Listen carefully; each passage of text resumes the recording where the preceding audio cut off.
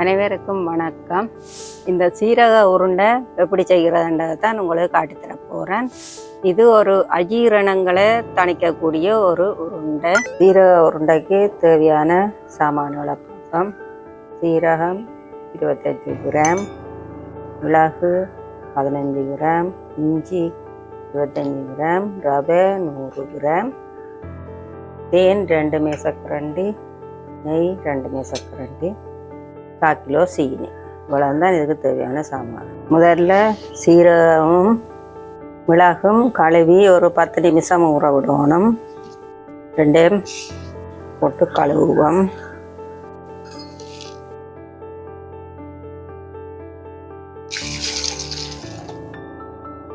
சீரகமும் மிளகும் கழுவி 10 நிமிஷம் ஊற விட்ட நாங்கள் அதை அரைக்க போகிறோம்.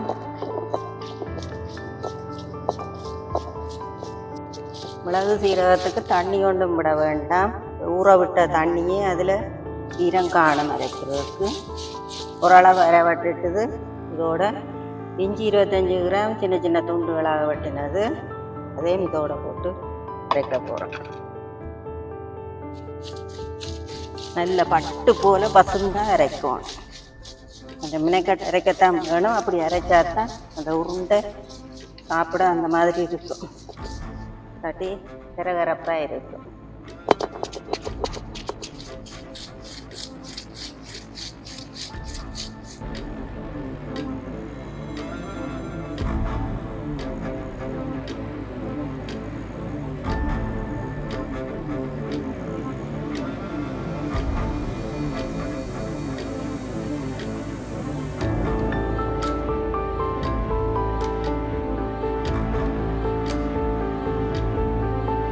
சீனியை போட்டு காய்ச்சுவோம். முதல்ல 1/4 கிலோ சீனி. இதுக்கு 1/4 டம்ளர் தண்ணி விட்டு தான் காய்ச்ச போகிறோம். சீனி பானி ஒரு கப் பொங்கி கொதித்த பிறகு நாங்கள் அரைச்ச கூடு சீரகம் மிளகு இஞ்சி எல்லாம் அரைச்ச கூட்டை இதுக்கு போட்டு கலக்கிறோம். நல்லா கரைஞ்சி தடிக்குது. இப்போ இதுக்கு 100 கிராம் ரவை வறுத்து இடித்து அரிச்செடுத்தது அதை போடுறேன். இதுக்கு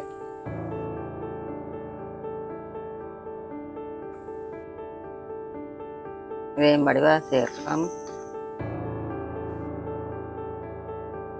ரவை வடிவாக சேர்ந்துட்டுது. இப்போ இதுக்கு 2 மேசக்கரண்டி நெய் விடுறேன்.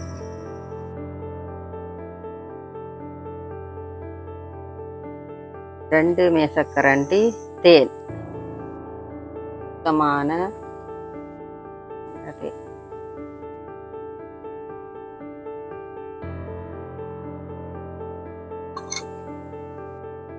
இதை நல்ல வடிவாக சேர்றதுக்கு கிண்டி கிண்டி கிளறி சேர்த்து திருகிற பதம் பெற ரக்கணும்.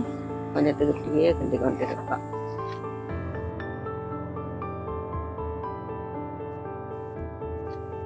நல்ல ஒரு சீரகம் மிளகு இஞ்சி தேன் நெய் எல்லாம் சேர்ந்த ஒரு கூட்டு உடம்புக்கு நல்ல சுவத்தை தரும். இந்த உருண்டை ஒவ்வொரு நாளைக்கு கொண்டு சாப்பிட்டா உருண்டை பிடிக்கிற அளவுக்கு இது தடித்து வறண்டு வரணும். இன்னும் கொஞ்ச நேரம் இதை கிண்டி கொண்டே இருப்போம். சரியாக வந்துட்டுது. ரக்கி ஆற வச்சு தான் உருண்டை பிடிக்க போகிறேன். உங்களோட சீரக உருண்டை.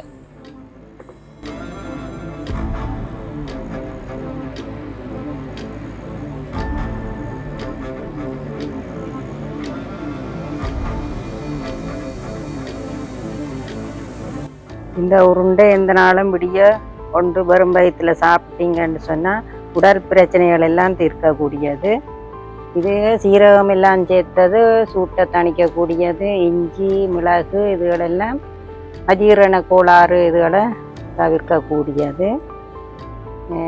இது என்ன மாதிரி செய்தன்றதை உங்களுக்கு காட்டியிருக்கிறேன். நீங்களும் இது மாதிரி செய்து இதன் பலன்களை பெறுங்கோ. நன்றி, வணக்கம்.